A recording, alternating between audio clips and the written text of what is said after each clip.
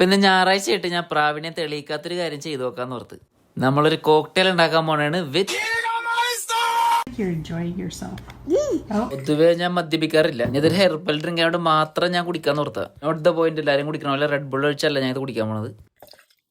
Ice അതിനകത്ത് നിറച്ച് വെച്ചിട്ടുണ്ട്. ശരിക്കും ഇങ്ങനെ ഇട്ടാൽ മതി. സാധാരണ ഇങ്ങനെ ഇടണം. പിന്നെ വീഡിയോ എടുക്കണതുകൊണ്ട് ഈ സാധനമൊക്കെ എടുത്തിട്ട് കുറച്ച് സമയം എടുക്കും.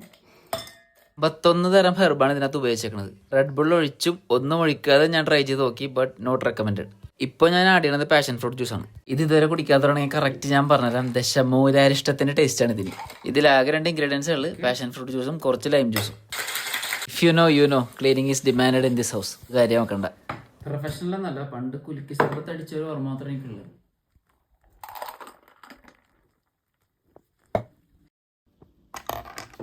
അപ്പോൾ ട്രൈ ദിസ് അറ്റ് ഹോം.